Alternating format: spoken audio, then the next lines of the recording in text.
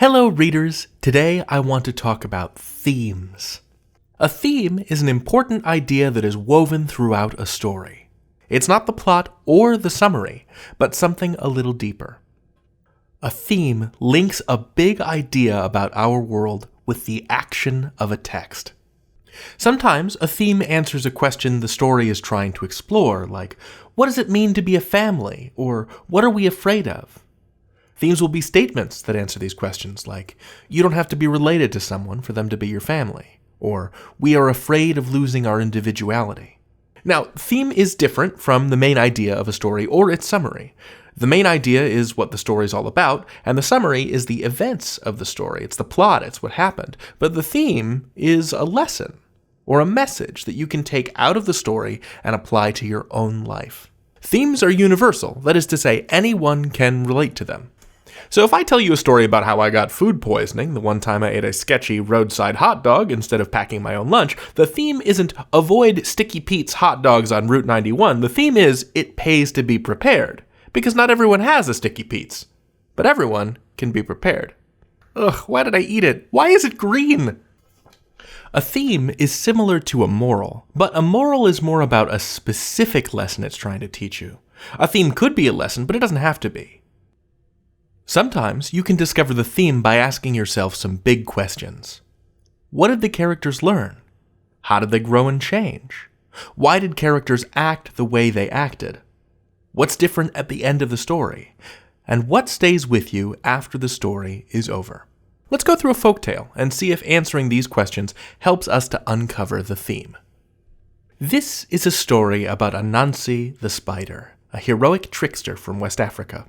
Anansi was clever, but he wished to be wise. Wiser than everyone, in fact. He decided that he'd take all the wisdom he could find, all the wisdom in the whole world, and gather it all inside a little clay pot.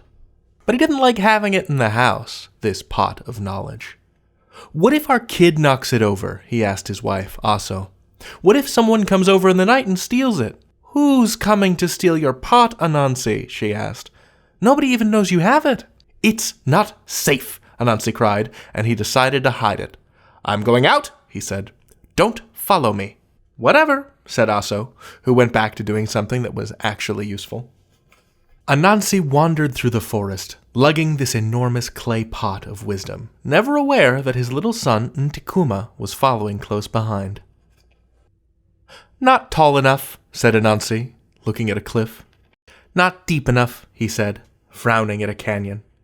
Aha, said Anansi, when he came to the prickly thorn tree at the edge of the forest, near a little stream. Now this will do just fine. Anansi had many legs, and he was very strong, but even he could not climb the tree and carry the pot of knowledge at the same time. He scrabbled up the tree, then slid back down again. He wiggled up the tree, then slid back down again. He clambered up the tree. Hey, Dad, Anansi's son called out. What? What? I said nobody follow me. What are you doing here? Anansi cried. You should tie the pot to your back, Dad. Then you can use all your legs to climb the tree. He was right, but it didn't matter to Anansi. I'll teach you to give me advice, you little miscreant, Anansi yelled, shaking his fist. The same fist that held the handle to the pot full of wisdom. It went sailing into the air as time seemed to slow down. Oh no, said Anansi. Oh no, said Anansi's little son. And the pot smashed open right there in the stream, carrying all of Anansi's carefully gathered up knowledge into the ocean, sending it out to the whole world once again. You are in so much trouble, Ntikuma, Anansi said, clambering back down the tree. And then he said, ow, ow, ow, because in his haste he had poked himself on the thorns of the tree. His son took off running for home, and Anansi raced after him. And as they ran, it began to rain. And as the rain came down, Anansi stopped running and began to walk and think. Ntikuma's plan would have worked after all. When he at last caught up with Ntikuma, he apologized for losing his temper. What was the use of all that wisdom if I can still be outsmarted by my little son? He said. The two of them embraced. And because of Ntikuma's timely interruption, a little bit of Anansi's knowledge lives in us all today. So, our questions checklist. What did the characters learn? Well, Anansi learned that even if he had all the wisdom in the world, a child could still have a better idea than him. How did the characters grow and change? Anansi apologized for losing his temper and realized that he wasn't the only person with good ideas. Why did characters act the way they acted? I think Anansi was greedy. Why else would he want to have all the wisdom in the world and not share it with anybody else? And what's different at the end of the story? At the end of the story, everybody gets a little bit from the pot of wisdom. It flows out into the ocean and gets sent to everybody. And Anansi realized that keeping all the wisdom to himself still didn't make him the wisest all the time.